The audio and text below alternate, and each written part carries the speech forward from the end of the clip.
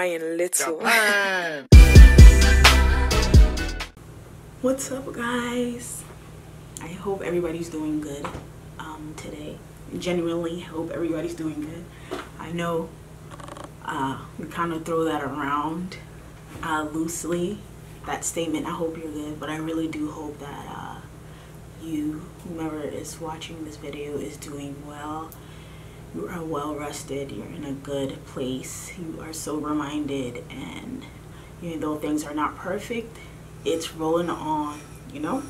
So today I'm just coming here, I'm up close and kind of personal with you guys. I have some things that I want to share about my life experiences, some intimate things, some personal things that I don't mind putting out in order to help somebody else out. I'm going to share my story about how I got pregnant before marriage. I know there are many young women out there that have to go through that kind of situation, and it's not easy dealing with the shame and the criticism and the ridicule, especially if you're in the church, if you grew up in the church. It's a whole different ball game. Because you're supposed to put up this image, you're supposed to put up this front of being holy and I guess the perfect individual. And though being holy and righteous, those are good things, and I am 100%, 150% for it. But at the end of the day, I think we forget that we are humans, and we make mistakes, we fall in the face of temptation. So this is basically me sharing my testimony. So let me get right into it. So I was 20, I think around 21 when I got pregnant. I was not married. I wasn't a teen necessarily. I was just very, 21's very early 20s, you know. I wouldn't call myself mature at that point in life. There was a lot for me to learn. I was very naive at that stage. I think even now sometimes I'm just like, things take me back, you know. I'm slightly naive sometimes. I'm not afraid to admit that. But at that point in my life, I was very naive. And I mean, the person I got pregnant with is who married me, you know, thank God. I know that's not everybody's story, but which is fine too. But I got pregnant. Of course, it was not intentional, and neither was it intentional for me to start having sex before marriage. My husband was my first, actually. I was a virgin all of those years until I hit, I think the age of 20 or 21 or whatever. And it was rough, guys. It was rough. When I found out, I'm the type of person I don't know how to keep secrets. I don't know how to put up a front. I mean, I could if it's not something like very, very serious, but when it comes to situations like that, I just could not find myself not telling someone. So I went to my mom. I was living with my mom and my two brothers at that point. My father was not in our I would say he was not in our lives at that point. We were kind of raised. I mean, our father was in my life in a way, but it got to a certain point where my mom became basically a single mother.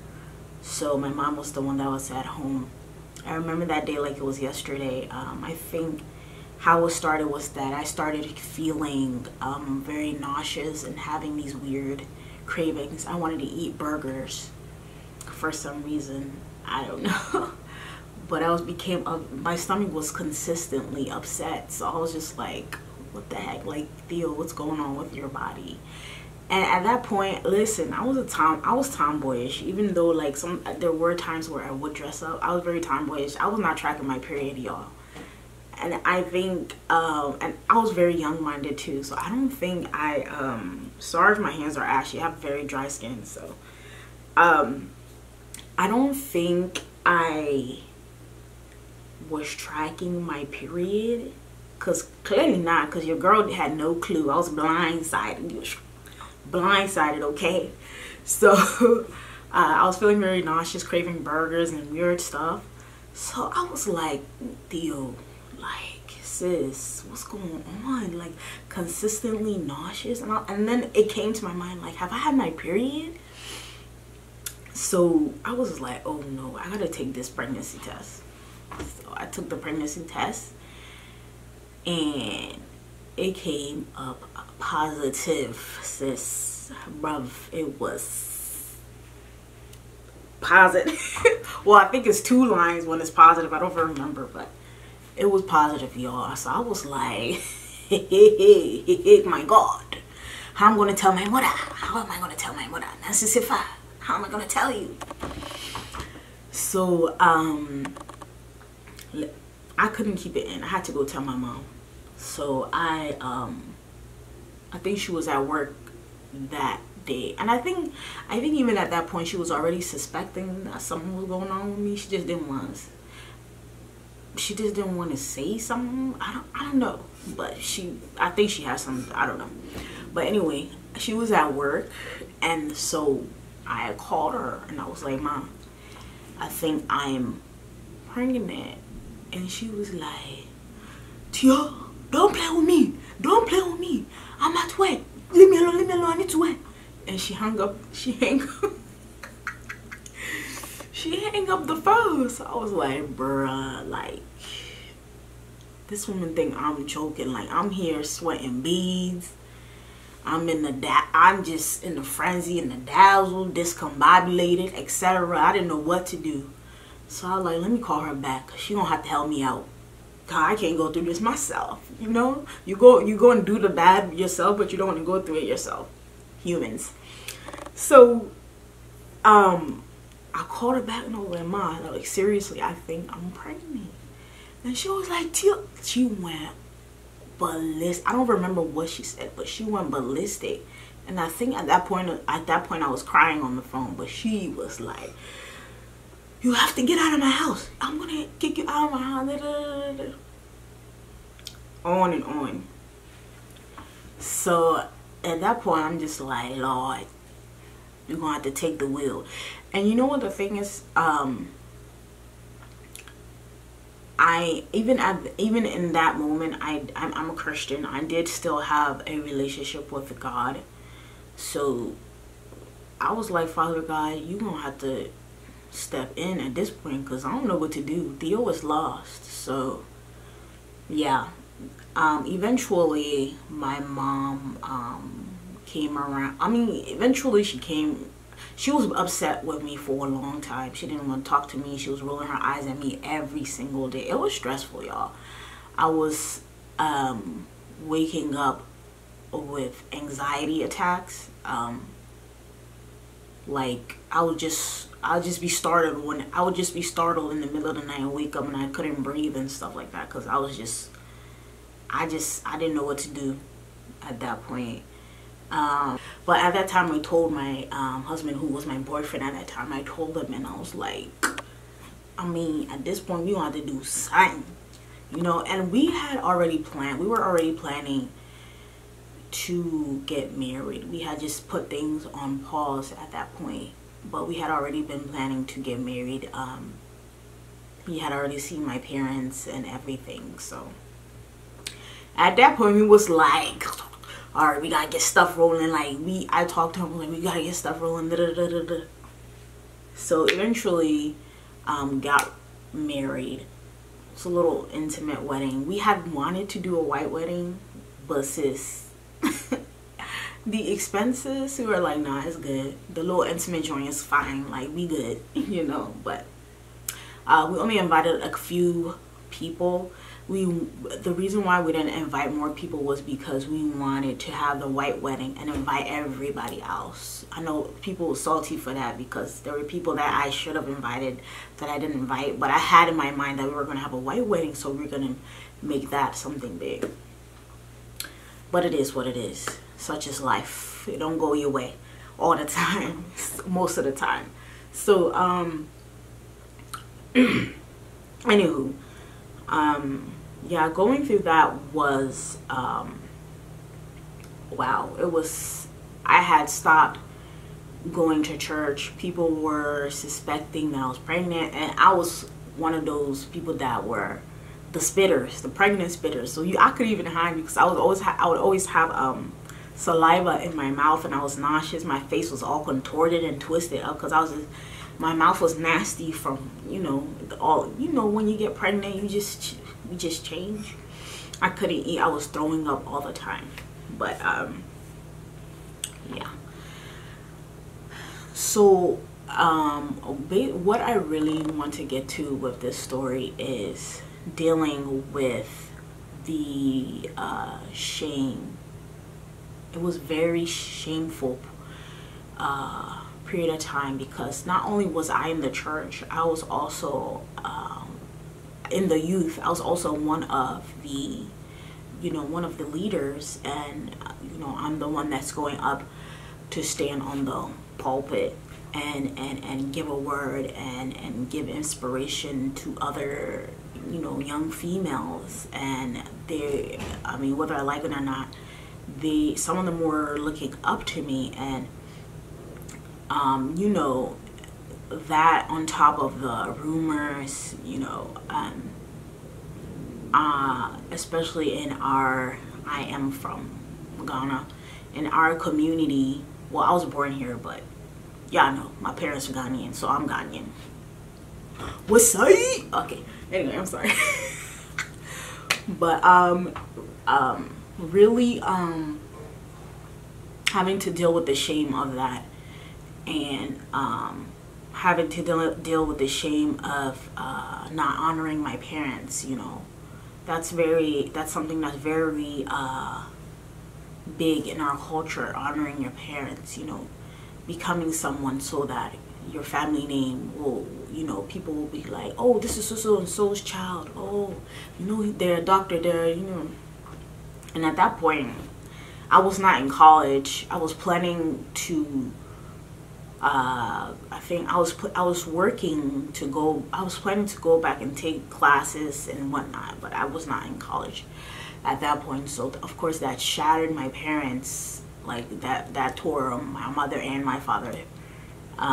They were very upset, having to deal with that, and then having to deal with the fact that people thought you were fake. You know what I'm saying? Let's be real. People thought I was fake, because it's like, how you gonna be sitting up on the pulpit and preaching, and then you having premarital sex? It didn't look good, having to deal with that. And I want to advise some young females that are going, even the young men, because listen, it takes two to tango. It takes two to tango. Okay. But of course, the female has to carry the baby. So it's more, the guy can go out and it's like, ain't nobody know he got somebody pregnant. Don't nobody know that he about to be a daddy or a baby daddy. Nobody knows. But you as the female, you have to carry the pregnant. You have the swollen breast, you have the big nose and the discoloration and everything, and you have to deal with your body changing. As a young woman, your body is changing. Where things used to sit is falling now. Y'all know what I'm talking about. Where things used to sit is now falling. It's now falling, and your hormones are all over the place and whatnot, and you're sick. You can't keep food down, and then on top of that, people are saying all kinds of things. They're pointing fingers at you and everything, and it really took a toll on my self-esteem. I lost myself, and at that point, I really wish I would have waited. I really wish I wouldn't have rushed into getting married at that point. I would have waited, given myself a little bit of time just to grow at that point. I wouldn't say it's something I regret. At the end of the day, I have a beautiful Little man. He loves me, I love him, he loves his daddy. So, you know, it turned out, you know, God gave me beauty for ashes. Are there challenges? Yes. Am I still dealing with, you know, consequences and repercussions from that time? Believe it or not, yes, I am. A lot of things that I could have done before, you know, getting pregnant and getting married. So I just want to advise somebody that take your time. Take your time. Listen, after you get married, you can have all the sex in the world. You can do it everywhere and anywhere. Well, not anywhere. You might get arrested, you know, but in your house, you can do it everywhere and anywhere. And it is not worth it to rush into it or to fall in the face of temptation and have to deal with the consequences and repercussions. Oh my goodness. I remember when it happened to me. I still can. I'm an empathetic, so I do a lot with feelings. I still remember now that I'm sitting here. It's almost making me emotional. I still remember that time period, how I felt, and I felt like I had failed myself. And even worse, I felt like I had, wow. Sorry, guys. Even worse, I felt like I had failed God. And at that point, I didn't know I was going to get emotional. Wow. And at that point that point in my life, I was getting closer to God, and I didn't want to. I didn't want to do anything to hurt my Father God in heaven. And I felt at that point, I felt like I had failed Him, even past myself, past my parents. I felt like I had failed God, and it was one of the worst feelings in the world. And I felt like I felt like the Holy Spirit had left my side, you know. And it was tough for me, and going through that, I lost myself in that. You know, I love fashion. I'm somebody that loves fashion. I love to dress up. I love everything fashion. I love makeup. I love hair. I love shoes. At that point in time, it was like, forget all that. Like, you know, it was something that made me happy, but I didn't even want to get into all of that, you know. I had stopped singing. I love to sing. I had stopped singing. I was not communicating with God as much as I should have been, yeah, it was difficult. But I just want to encourage somebody that all of it doesn't end there. Yeah, you did something wrong. You messed up, but that does not define you, who you are. That does not define you. Premarital sex, getting pregnant does not define you as a young woman. No. There is so much more to you. And listen, people are going to talk. People are going to point their hands. People are going to criticize you. People are going to say that she's fake. People are going to be like, you see, these Christians, you know, they always talk, and then they go and do what the world does. You know, people are going to say that, but they forget that we are all also human. The grace of God is still there. The mercies of God is still there for every and anybody, no matter what kind of mistake that you have made in life. The grace and mercies of God are there, and I am a testament to the grace and mercies of God, because after all of that, I'm where I was not supposed to be. You know, I was supposed to be I was supposed to be part of the statistics of baby mamas, you know.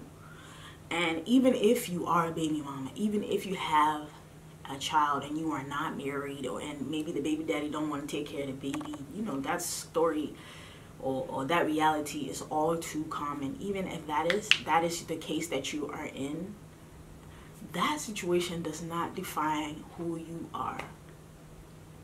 You are worthy You are worth it. You are somebody. You have greatness in you. God has planted a seed of greatness in every single body. I don't care who you are. He has planted a seed of greatness in every single body, including yourself. You know, and nothing lasts forever. You know, people are gonna talk. They're gonna da da da da da.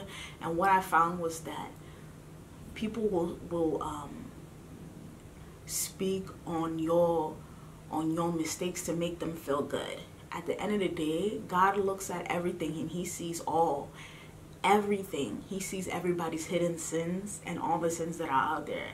Unfortunately, pregnancy is something that you can't, and you know, pregnancy is something that you can't hide. That's just you cannot hide it unless, like, I mean, people have, but I mean, it's very difficult to hide pregnancy. That is not the end all, y'all. I'm telling you, it's not the end all. There's a testimony in every test. Listen, there's success in every situation. At the end of that tunnel, you're going to look back and be like, wow, I grew from this. Wow, I learned this about myself. Wow, I didn't know that I could overcome this. I didn't know that I was this strong. I didn't know that God had placed this kind of strength within me to even overcome these kinds of things. Wow, like, God, you have made me resilient, you know. So there's so much more to the story, but what I really wanted to do was to encourage somebody, you know, not only just to talk and hear myself talk and you know, just share my story. I just wanted to encourage a young woman out there, a young man out there, that, you know, your mistakes don't define you. Your downfalls don't define you. Even though you came short, that does not define you. You fell on the ground. You fell flat on your face. I was flat on my face at one point. You get up, you dust yourself off, put your crown on, and be like, I'm still a child of God. Flip your weave, flip your fake locks, your faux locks, flip your crochet, and keep it moving. But I really hope this video will help somebody. It will help somebody. And whenever you are going through situations, don't hold it in. Go to there are trustworthy people out there. That was one thing for me. I was like, who am I going to talk to? Because I don't know who to trust at this point. There are trustworthy people out there. When you are dating and you feel like, Lord, I'm tempted, I want to have sex, go to somebody who is who you feel is trustworthy, who is a wise and knowledgeable person. Go and tell them that this is what it is. Somebody who isn't judgmental. Somebody who's not going to look at you and like, what? Ain't you supposed to be holy? No, listen. Even the people that God used in the Bible, they was not perfect, okay? Paul was one Saul. You feel me? All right now. So go to somebody trustworthy. Go and speak with them. I remember even abortion, the option of abortion coming in my mind. Cause I knew that I would never do it, but it came up. It did come up to me. And I was just like, no, I could never, I just can't.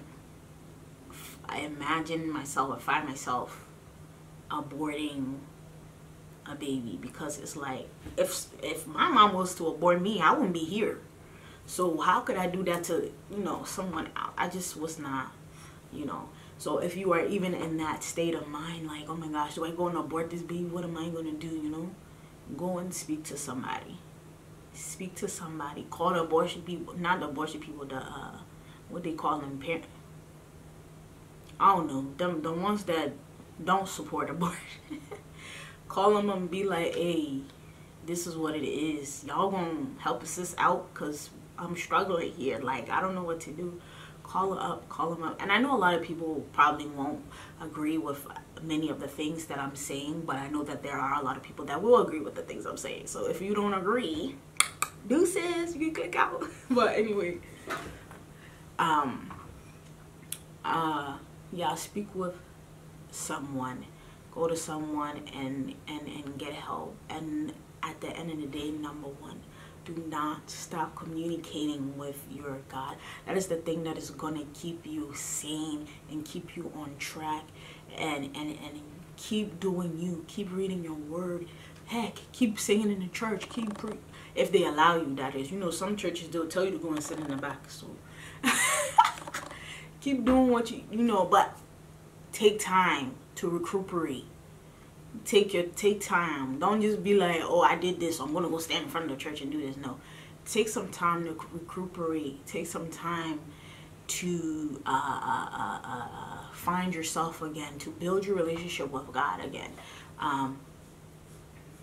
There was a point that I wanted to make that I'm forgetting. Okay, anyway, I don't remember what it was, y'all. I wanted to say something. I think I got makeup in my dress. I wanted to say something, but I don't remember what it was. It was something I think that is vital, but I don't remember. I hate that. But anywho, yes, guys, and I am there. If you're going through that situation, I'm also there to help. You can, you know, message me. You're on YouTube.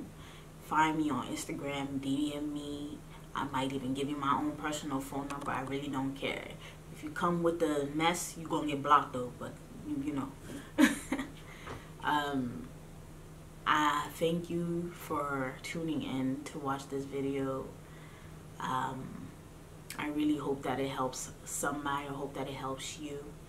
I have so much more to share, so please come back, watch my videos. I have so much more in inspiration, so much more in my testimony, so much more of my experiences to share, you know, so much more. So thank you so much for coming, and I hope to see you again. Leave a comment. Let's discuss. I love discussions. I hate small talk, but I love deep discussions. So, you know, do you agree with me? Do you disagree with me? Do you think what I said was good? Do you think what I said was dumb? Whatever. Put it in the comment section. We can discuss like two humans and two adults, you know. We can do that. But yeah, thank you guys, and share this video to somebody that you think might help, and I will see you guys next time. Peace.